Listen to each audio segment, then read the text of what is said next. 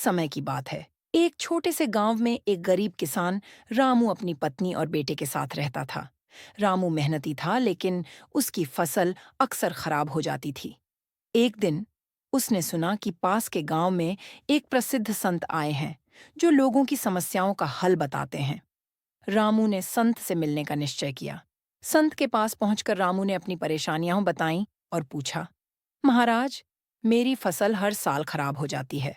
मैं कितनी भी मेहनत कर लूं, मुझे सफलता नहीं मिलती। कृपया कोई उपाय बताइए। संत ने मुस्कुराते हुए रामू को एक मुट्ठी बीज दी और कहा, इन बीजों को अपने खेत में बो दो, लेकिन ध्यान रखना कि इन्हें बोने से पहले खेत को अच्छी तरह से तैयार करना होगा। इसके बाद जो भी होगा, तुम्हें उसकी देखभाल करनी होगी। रामू ने संत की बात मानी। वह घर लौटकर अपने खेत को अच्छे से जोतने लगा। उसने मेहनत से खेत तैयार किया और संत द्वारा दिए गए बीज बो दिए। फिर उसने रोजाना खेत की देखभाल की, पानी दिया और समय समय पर निराई गुड़ाई करता रहा। इस बार रामू की मेहनत रंग लाई और उसकी फसल खूब हरी भरी हो गई। गांव के लोग भी उसकी लहलहाती फसल देखकर हैरान रह गए।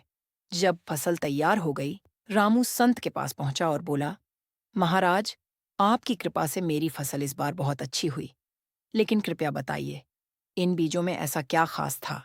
संत ने हंसते हुए कहा, इन बीजों में कोई जादू नहीं था। असल जादू तुम्हारी मेहनत और समर्पण में था। तुमने खेत को अच्छे से तैयार किया, समय पर पानी दिया और सही देखभाल की।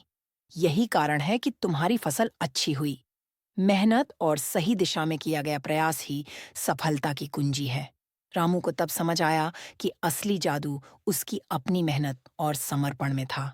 संत ने उसे केवल एक दिशा दिखाई थी और उसने पूरी ईमानदारी से उस पर काम किया। नीति: सफलता का कोई शॉर्टकट नहीं होता। मेहनत और समर्पण ही असली चाबी है।